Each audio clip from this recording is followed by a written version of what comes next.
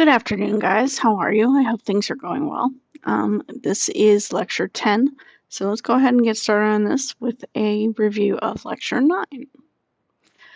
So in our review, we are going to be talking about conversions and some other things having to do with the gas laws. So first thing I'm going to do, convert 720 millimeters of mercury to atmospheres. Bear with me just a second.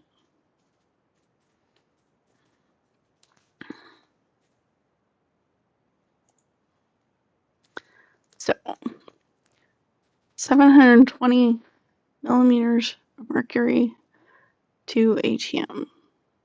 I know that 1 ATM equals 760 millimeters of mercury. So 720 millimeters of mercury divided by 760 millimeters of mercury per ATM. And that's going to give me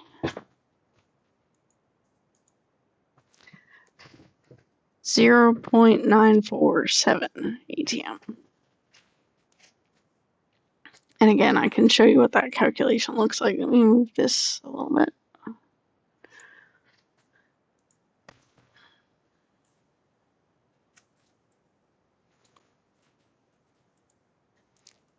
$720 divided 760.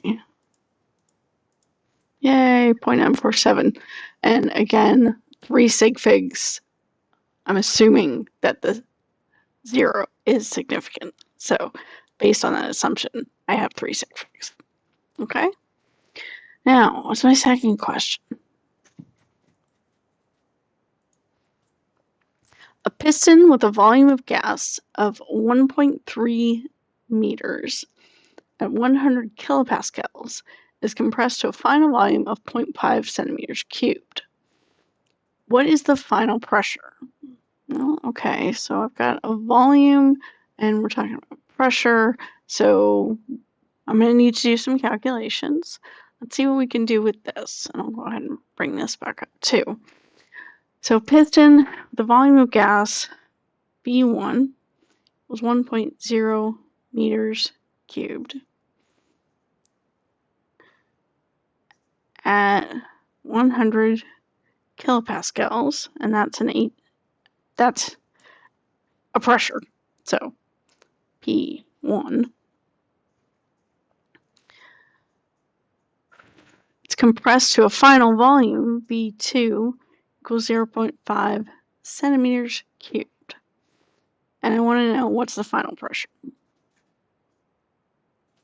So I have 4 variables that I'm working with, V1, V2, P1, and P2. Okay, the relationship between pressure and volume, I know P1 times V1 equals P2 times V2 because they're inversely proportional. So that's what I'm going to be looking at. If I want to look for P2, then I need to have P1 V1 over V2. Okay? So that's what we're talking about there. Now I need to make sure there's something we need to think about here. The kilopascals is fine, but our meters squared and centimeters squared are very different volumes. So what are we going to do with that? Well, let's convert them to something. So let's convert our 0.5 centimeters cubed. Does it matter which one I convert? No, I just need to make sure that they're the same unit. I know that 1 centimeter cubed. Wait, hold on. Not what I wanted to do. 100 centimeters per meter. And of course, we have to cube both of those. So make sure that you're cubing the 100 as well. So 0.5 centimeters times, divided by 100.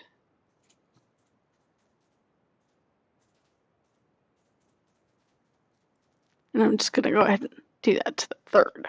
So I use the little hat key to do that. There are other ways to do it, and I was looking for some of them, but I think I'm just going to do it this way. Okay? And that's 5 times 10 to the -7th.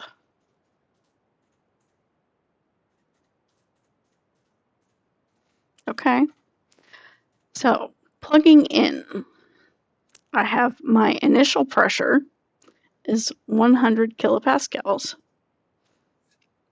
I know that my initial volume is 1.0 meters cubed.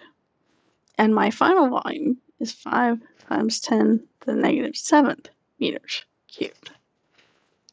Okay, let's do some happy math.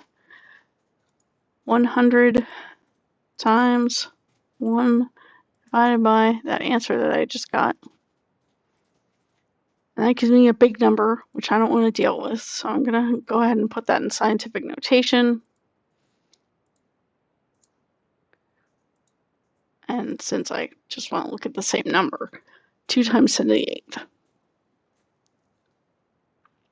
Now, how many sig figs should I have for this? Well, okay. I don't know if that 100 is completely significant, but I do know that I have 2 sig figs in the 1.0 and 1 sig fig in the 0.5. So let's just go with 1. That makes the most sense. And that's actually what our answer is in. So that's what we're talking about for that. Are there any questions, comments, problems on that one? Hopefully not. And again, that number is very, very large. Yes, it is. But that makes sense. It does what I like to call it passes the smell test. The reason that it passes the smell test is because I've gone from a fairly decent sized volume to a very tiny volume. So that makes sense that our pressure should increase by a huge factor. Okay? So let's go back to our questions. A piston with a volume of gas of 1 meters cubed at 273 Kelvin is compressed to a final volume of 0.5 centimeters cubed. What's the final temperature? Oh dear Lord, this looks almost exactly the same as what I just did. So I'm going to come back here and look at some of the information that I had from last time. So I know that I'm talking about this same, so my initial volume here, my final volume here, and I'm not using pressure this time. I'm using temperature. So let's see if we can move this. And I'm going to do something weird, so bear with me while I do it.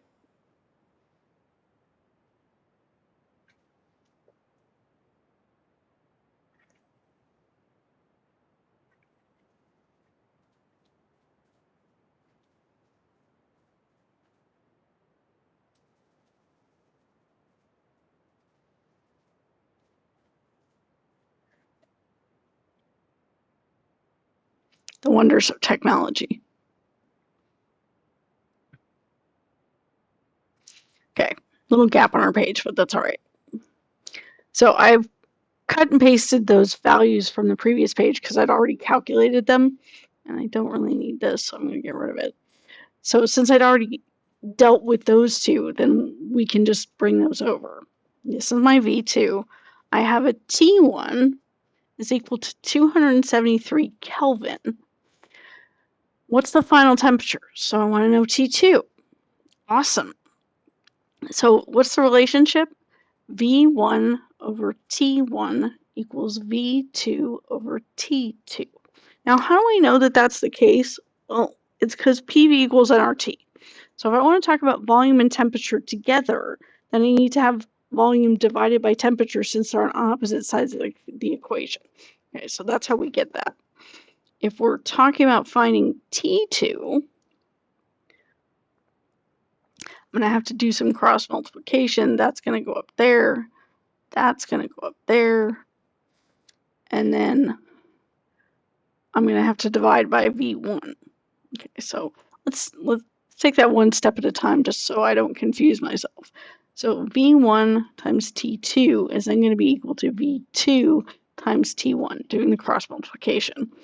We're going to have T2, so V2 times T1 over V1. Okay, now, could I have done that without all of that? Yeah, I could, but I want to make sure that you guys are clear on what I was doing and why. So T2, I don't know. T2 is equal to V2, 5 times 10 to the minus 7th meters cubed over V1, 1.0 meters cubed, times T1, 273 Kelvin. Fortunately, it's already in Kelvin, so I don't have to worry about that. Let's take a look at what that math looks like. So,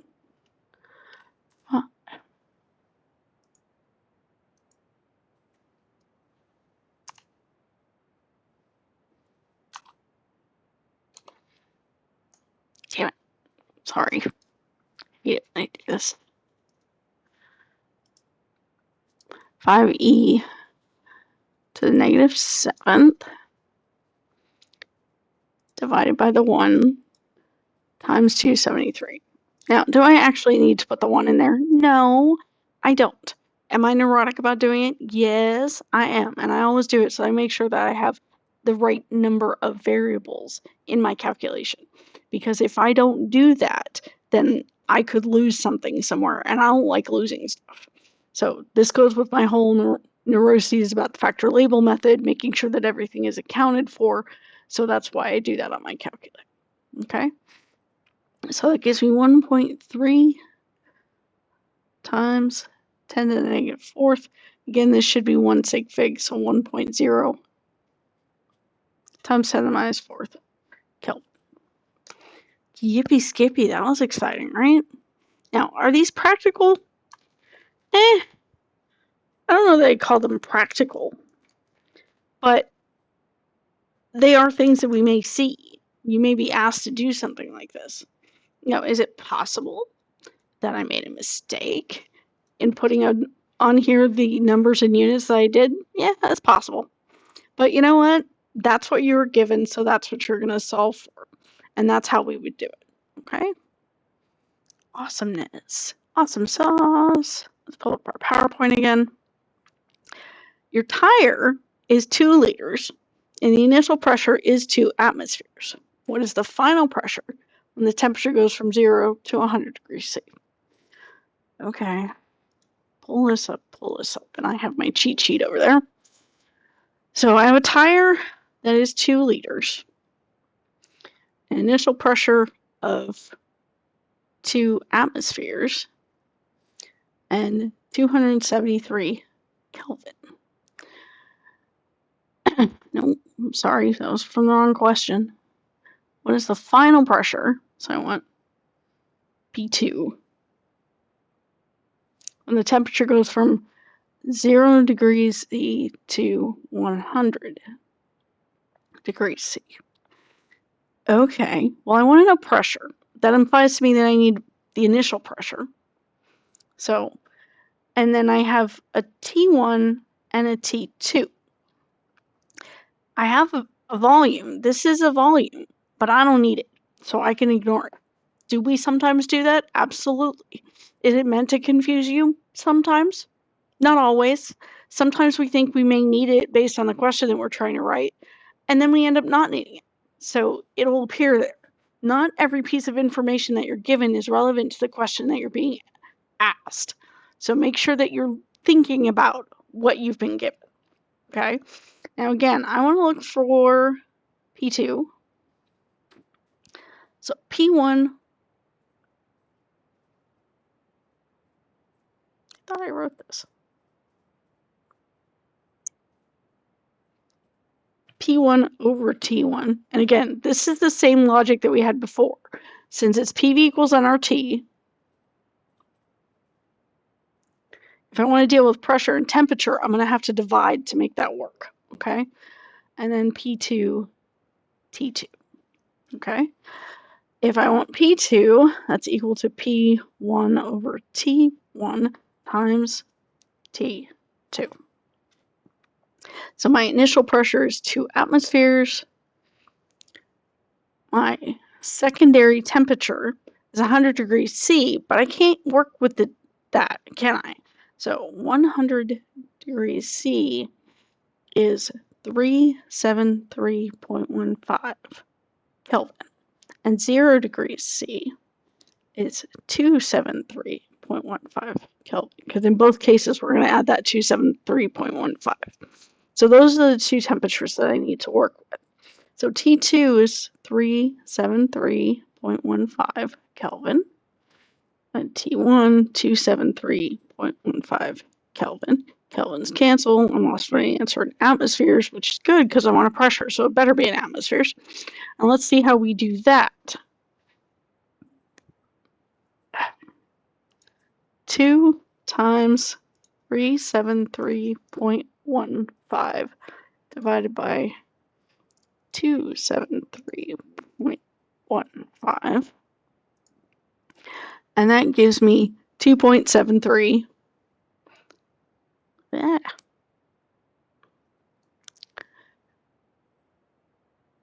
ATM.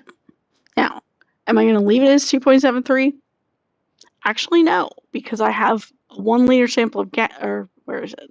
Tires 2 liters, initial pressure is 2 atmospheres. So this actually needs to be reported as 1 sig fig. So that should be 3 ATM. Okay? Questions, comments, problems about any of that? Sweetness. Let's keep going. See what else, what other damage we can do here.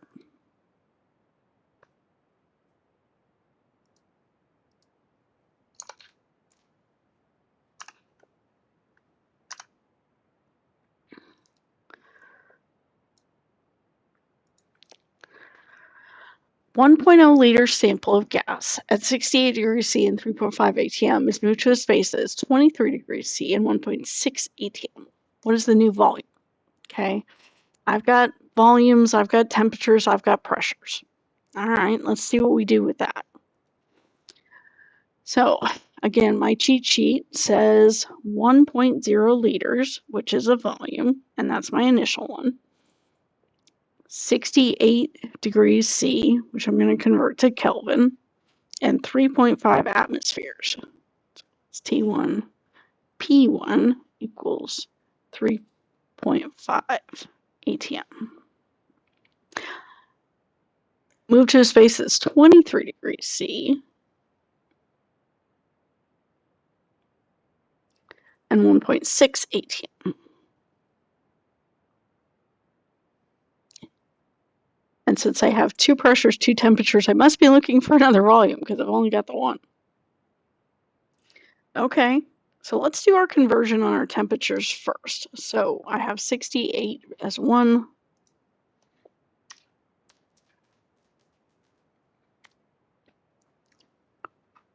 Which is 341.15. And of course, if the scientific notation is driving you crazy, which it is for me, I can come back, select the normal, enter, quit, and multiply that by 1, 341.15. Ooh, okay, much better. And we're going to do 23 plus 273.15, and that's going to give me 296.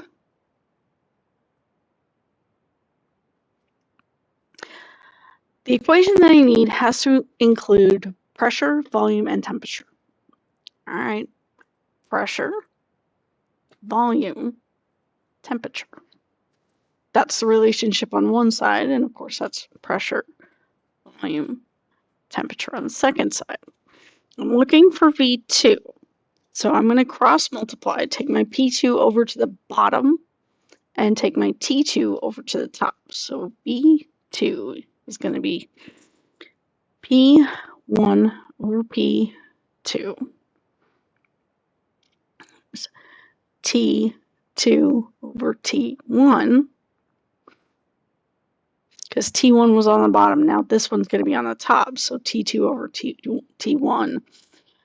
And the pressure goes down to the bottom, so there. And then V1. Yes, my volume. Why did I write it like that? Because I like to keep my pressures and temperatures and volumes all lined up. It suits my mind better. Is it necessary? Absolutely not. But it's just a way I do things to, again, try and keep track. So my P1 is 3.5 atmospheres. My P2 is 1.6 atmospheres.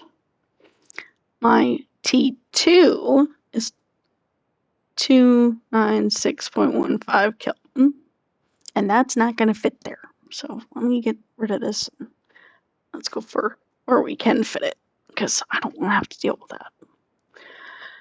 that. So again, my P1, 3.5 ATM. And what you can't see me doing that I'm actually doing here, I go P1, okay, where is P1 up here? Let me find it. And that's why it's labeled the way it is, so that I know that this is P1 and I can just plug it directly into this equation down here. So P1 is 3.5 atmospheres, P2 is 1.6 atmospheres, T2 is 296.15 Kelvin, T1, 341.15 Kelvin, and my V1 is 1.0 liters. Kelvins cancel, ATMs cancel. I'm left with an answer in liters, which is a unit for volume. So now I can do all of this happy math. 3.5 divided 1.6 times 296.15 divided by 341.15 times 1. 1.898. Now, how many sig figs? I have 2 sig figs in my atmospheres, 2 sig figs in my atmospheres, 1 sig fig in my volume, or 2 actually, because it's 1.0, so we've got the 0.0 included. So I need 2 sig figs, which means 1.9 liters, because I've got to round that up. Okay? Awesome.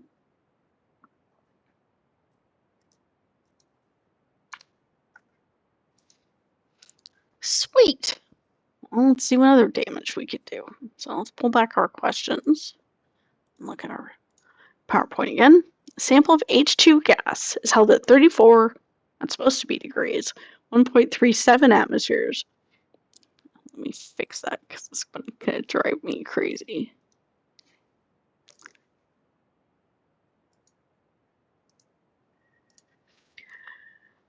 (34°C, 1.73 atmospheres, and 2.74 liters. What is the number of moles of gas present? Okay. Awesome. So I have a temperature, I have a volume, and I have a pressure. I'm looking for number of moles, which is N. So I'm going to need to use PV equals nRT to make this work. Now remember that R equals 0.0821 liters times atmospheres per mole times Kelvin.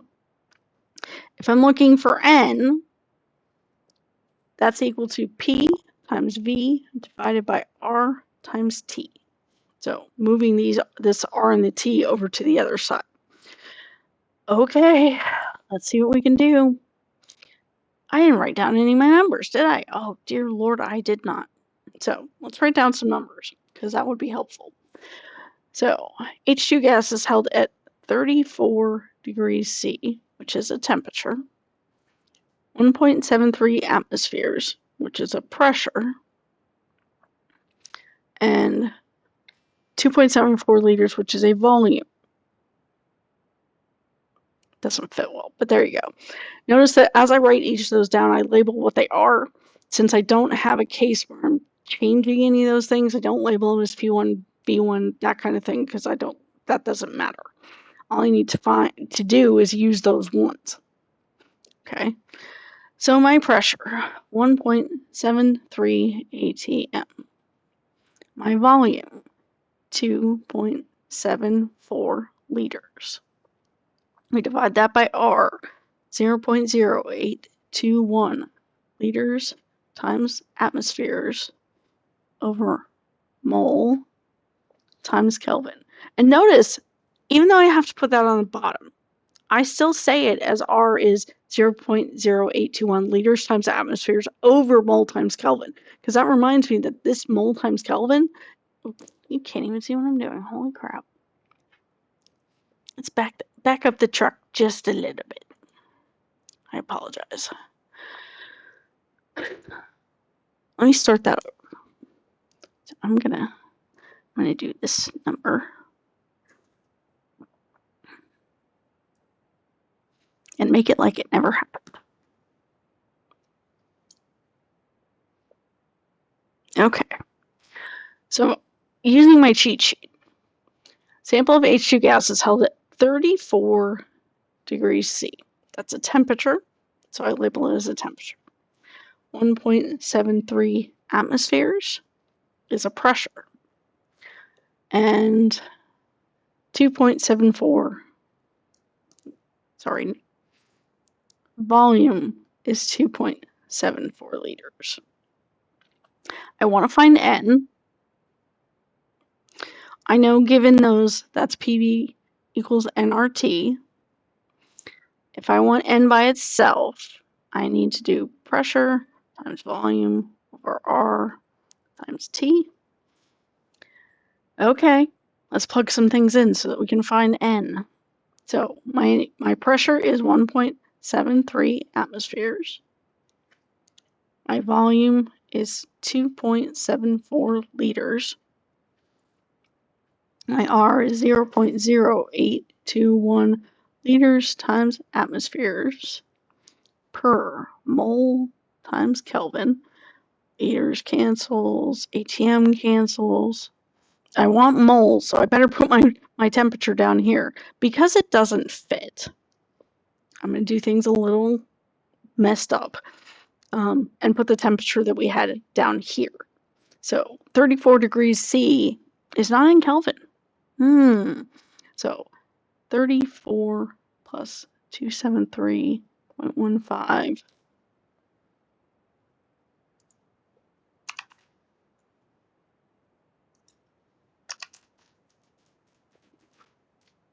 gives me 307.15.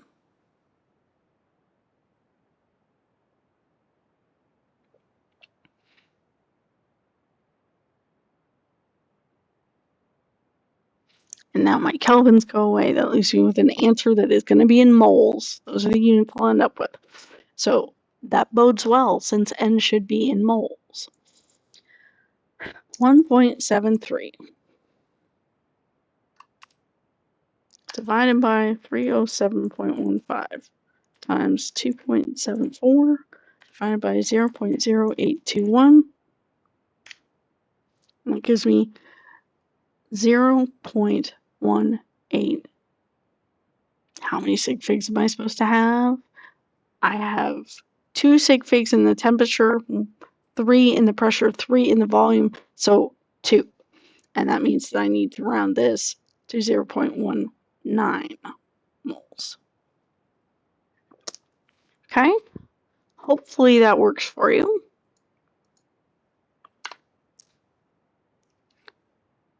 And again, if you have questions, comments, problems, anything like that, please let me know. I'm going to clear this, and I'm going to get me a new page and minimize this so we can look at what we're talking about for the rest of this. All right, let's see what comes next. We're going to talk about Chapter 11-3, that's the properties of liquids, including surface tension, viscosity, and specifically how water plays with those things.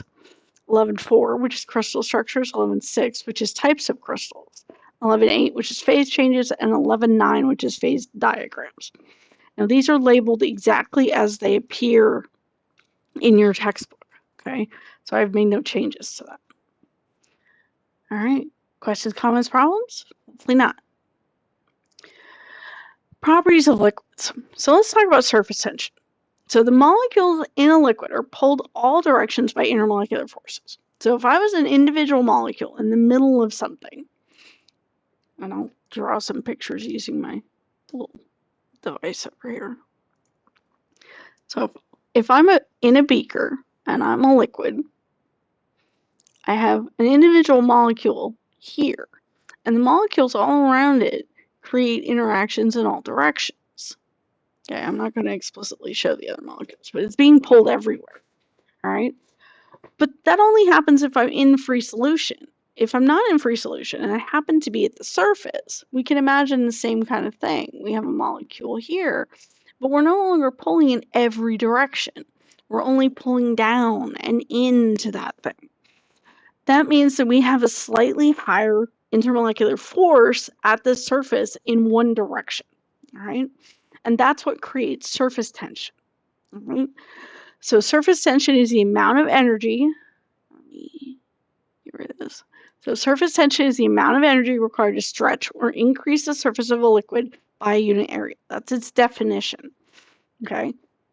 So that's how much energy it's going to take to move through that. Usually we talk about in terms of how much do I have to push to get it to move away from me. All right, that's how I think of it anyway. Capillary action is something that you may have observed. If you take like a glass rod or a pipette in the lab and you put that into a fluid, you may see that water comes up inside of it, okay? And it goes up the sides. And that's because we've got two actions. One is cohesion, which is how the intermolecular forces interact with each other. So how much those molecules like each other. And then adhesion, which is how much those molecules like the glass. For reasons we're not going to talk about, water likes glass a lot. So that's why we get this movement of things up the sides of the glass. And we get effectively the meniscus that we're used to seeing is an effect of that capillary action, okay? So we know that liquids will do this. And if you don't believe me, take a glass tube and put it into a colored liquid and see what happens, okay? Now, water has a higher than expected surface tension because of those intermolecular interactions. Since those intermolecular interactions for water include hydrogen bonding, then we have a much higher energy at that surface. God. And stop our record.